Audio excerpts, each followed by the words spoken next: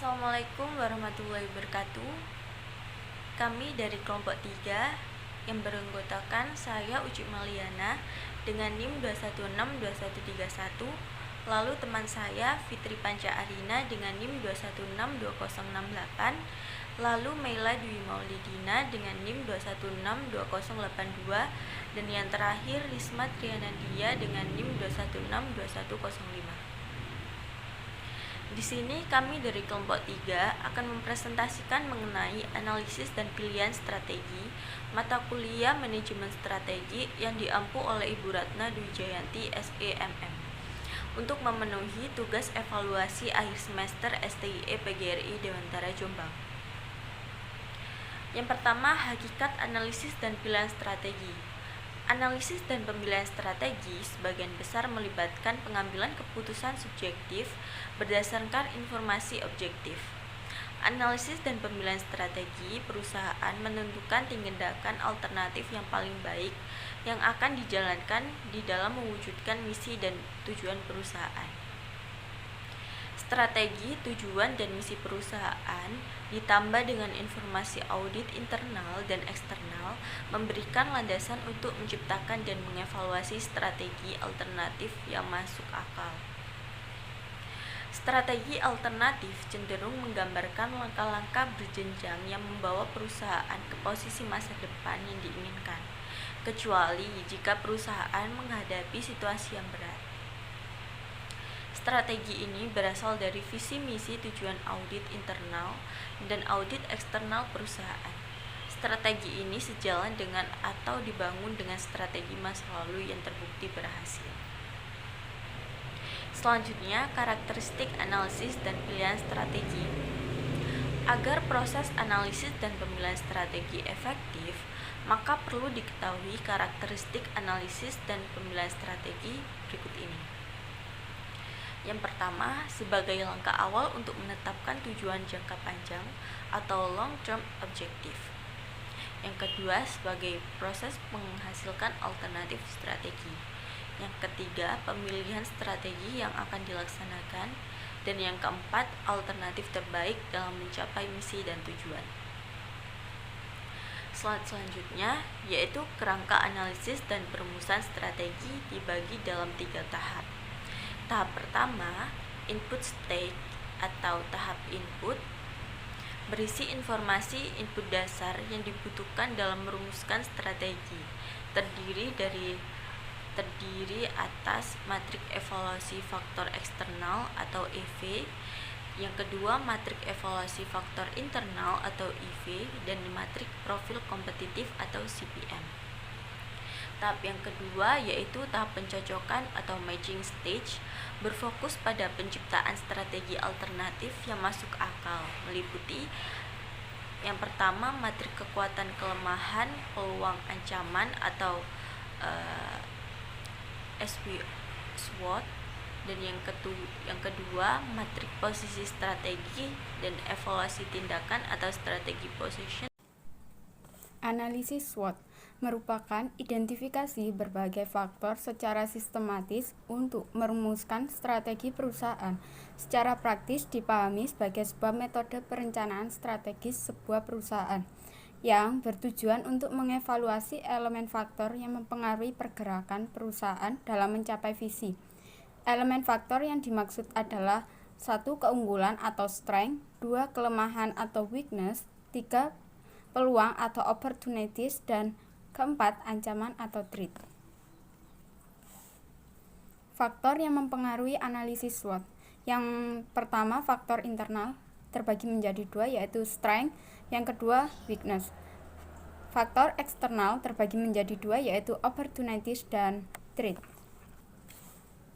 Faktor eksternal. Faktor eksternal ini mempengaruhi terbentuknya opportunities dan threat, di mana faktor ini menyangkut dengan kondisi-kondisi yang terjadi di luar perusahaan yang mempengaruhi dalam pembuatan keputusan perusahaan.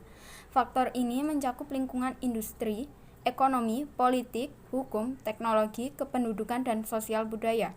Yang kedua, faktor internal. Faktor ini akan mempengaruhi terbentuknya strength dan weakness. Faktor ini menyangkut kondisi yang terjadi dalam perusahaan, di mana hal ini turut mempengaruhi terbentuknya pembuatan keputusan perusahaan. Faktor internal ini meliputi semua manajemen fungsional, yaitu pemasaran, keuangan, operasi, sumber daya manusia, penelitian, dan pengembangan. Kelebihan analisis SWOT. Yang pertama, mengatasi kelebihan dengan solusi yang tepat. Yang kedua, mencegah kemungkinan ancaman. Yang ketiga, memanfaatkan peluang yang ada dengan lebih tepat. Yang keempat, mengembangkan tujuan bisnis dan strategi yang sesuai untuk mencapainya. Kekurangan analisis SWOT. Tidak memprioritaskan masalah. Yang kedua, tidak memberikan solusi atau menawarkan keputusan alternatif. Yang ketiga, meski membantu dalam menghasilkan banyak ide, tetapi tidak membantu dalam memilih mana yang terbaik. Yang keempat, menghasilkan banyak informasi, tetapi tidak semuanya tepat dan berguna untuk kebutuhan bisnis. Manfaat analisis SWOT. Yang pertama, memberikan gambaran suatu organisasi dari 4 sudut dimensi, yaitu strength, weakness, opportunities, dan threats. Yang kedua, dapat dijadikan sebagai rujukan pembuatan rencana keputusan jangka panjang. Yang ketiga, mampu memberikan pemahaman kepada para stakeholder yang berkeinginan menaruh simpati bahkan bergabung dengan perusahaan dalam suatu ikatan kerja sama yang saling menguntungkan. Yang keempat, dapat dijadikan penilai secara rutin dalam melihat progress report dari setiap keputusan yang telah dibuat selama ini. Materi yang selanjutnya yaitu matriks SWOT. Matriks SWOT ada 4 tipe, yaitu 1. Strategi SO atau Strength Opportunities. Tipe ini menggunakan internal perusahaan untuk memanfaatkan peluang eksternal. Yang kedua, strategi WO atau Weakness Opportunities. Bertujuan untuk memperbaiki kelemahan internal dengan memanfaatkan peluang eksternal. Yang ketiga, strategi ST atau Strength Threats, yaitu menggunakan kekuatan untuk menghindari. Jika tidak memungkinkan menghindari, maka meminimumkan pengaruh dari ancaman eksternal. Yang terakhir yaitu external with weakness traits, yaitu posisi yang sangat menyulitkan perusahaan, akan tetapi bukan berarti tidak ada cara untuk mengatasi posisi ini. Langkah-langkah yang dibutuhkan dalam mengembangkan matriks SWOT. Yang pertama, buat daftar peluang-peluang eksternal utama perusahaan. Yang kedua, buat daftar ancaman-ancaman eksternal utama perusahaan. Yang ketiga, yaitu buat daftar kekuatan-kekuatan internal utama perusahaan. Yang keempat, buat daftar kelemahan-kelemahan eksternal internal utama perusahaan. Yang kelima, cocokkan kekuatan internal dengan peluang eksternal dan catat hasilnya dalam sel strategi SO. Yang keenam, cocokkan kelemahan internal dengan peluang eksternal dan catat hasilnya dalam sel strategi WO. 7. Cocokkan kekuatan internal dengan ancaman eksternal dan catat hasilnya dalam sel strategi ST. Yang terakhir yaitu cocokkan kelemahan internal dengan ancaman eksternal dan catat hasilnya dengan sel strategi WT. Studi kasus analisis SWOT. Acer merupakan vendor PC yang termasuk dalam top 10 vendor PC bermerek di dunia dalam hal desain, marketing, serta solusi IT yang dapat diandalkan. Pada tahun 2000, Acer menekankan operasi industri upaya berfokus pada pemasaran produk-produk mereka yang sudah terkenal, yaitu desktop, mobil PC, server, strong, alat-alat komputer, dan solusi e-bisnis untuk bisnis, pemerintah, pendidikan, dan rumah tangga secara global atau mendunia. Kondisi 2005, nomor 1 di Indonesia. 2007, nomor 3 di Indonesia. Kondisi yang diinginkan Acer, mengembalikan Acer menjadi brand PC nomor 1 di Indonesia dan menghilangkan batasan antara manusia dengan teknologi. Analisis SWOT Acer di Indonesia. Strength. Nomor 1. Brand yang telah dimiliki Acer. 2. Dukungan infrastruktur yang memadai. Yang ketiga, produk-produk yang diminati oleh kalangan masyarakat. Yang keempat, kultur serta komitmen yang baik. Analisis weakness. Pertama, jumlah server center yang kurang memadai. Yang kedua, jumlah elite partner sedikit. Yang ketiga, opportunities. Yang pertama, meningkatkan market share. Yang kedua, adanya teknologi IT baru. Yang ketiga, memperluas level of service. Yang tipe yang keempat, yang pertama, kompetitor yang banyak. Yang kedua, perang harga produk. Yang ketiga, image yang agak menurun akibat banyak keluhan kerusakan dari konsumen. Yang ini adalah contoh matriks SWOT Acer di Indonesia. Ya, ini bahkan matriks SWOT Acer di Indonesia. Matriks Space. Matriks ini merupakan kerangka 4 kuadran yang menunjukkan apakah strategi agresif, konservatif, defensif, atau kompetitif yang paling sesuai untuk suatu organisasi tertentu. Matriks Space menunjukkan yang pertama, dua dimensi internal kekuatan finansial atau financial strength dan keunggulan kompetitif atau competitive advantage. Dan yang kedua adalah dua dimensi eksternal stabilitas lingkungan atau environmental stability dan kekuatan industri atau industry strength.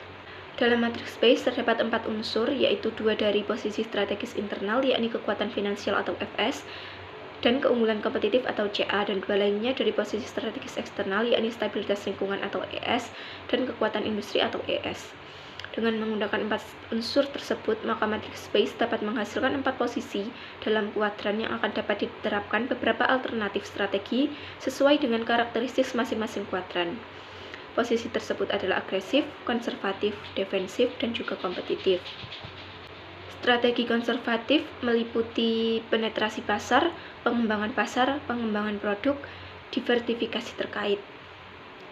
Strategi agresif mencakup integrasi ke belakang, integrasi ke depan, integrasi horizontal, penetrasi pasar, pengembangan produk, diversifikasi terkait atau tak terkait. Strategi defensif meliputi penciutan, divestasi, dan juga likuidasi. Strategi kompetitif mencakup integrasi ke belakang, integrasi ke depan, integrasi horizontal, penetrasi pasar, dan juga pengembangan pasar. Langkah-langkah yang dibutuhkan dalam mengembangkan matriks Space. Yang pertama, pilih serangkaian variabel untuk menentukan kekuatan finansial, keunggulan kompetitif, stabilitas lingkungan, dan kekuatan industri. Yang kedua, nilai variabel-variabel tersebut menggunakan skala 1 yang paling buruk sampai nomor 6 paling baik untuk FS dan IS, dan min 6 paling buruk sampai min 1 paling baik untuk ES dan CA. Pada sumbu FS dan CA, kita buat perbandingan dengan pesaing, serta pada sumbu ES dan IS, kita buat persaingan dengan industri lain. Yang ketiga, hitung rata-rata dari FS, CA, IS, dan ES dengan menjumlahkan nilai yang kita berikan pada setiap variabel dan kemudian membaginya dengan jumlah variabel dalam dimensi yang bersangkutan. Yang keempat, petakan nilai rata-rata untuk FS, IS, ES, dan CA pada sumbu yang sesuai dengan matriks Space. Yang kelima, jumlahkan nilai rata-rata pada sumbu X, CA, IS, dan petakan hasilnya pada sumbu X. Jumlahkan nilai rata-rata pada sumbu Y, FS, ES, dan petakan lainnya pada sumbu Y. Petakan perpotongan kedua titik X dan Y atau XY yang baru tersebut. Yang keenam, gunakan arah vektor atau directional vector dari koordinat 0,0 melalui titik perpotongan yang baru. Arah panah menunjukkan jenis strategi yang disarankan bagi organisasi, apakah agresif, kompetitif, defensif, atau konservatif. Cara penyusunan dan perhitungan matriks Space. Dari matrik yang sudah ditampilkan dalam slide, dapat diketahui sumbu X dan Y yaitu sebagai berikut. Sumbu X didapatkan dari rata-rata skor CA dikurangi rata-rata skor IS, yaitu min 2,25 dikurangi 4 sama dengan min 1,75. Sumbu Y didapatkan dari rata-rata skor FS dikurangi rata-rata skor ES, yaitu 3,5 dikurangi min 2,25 sama dengan min 1,25. Dari tabel tersebut, vektor arah perusahaan berlokasi di kuadran agresif atau kuadran kanan atas dari matriks space. Maka dapat disimpulkan organisasi berada pada posisi yang baik untuk menggunakan kekuatan internalnya guna memanfaatkan peluang eksternal, mengatasi kelemahan internal, dan menghindari ancaman eksternal.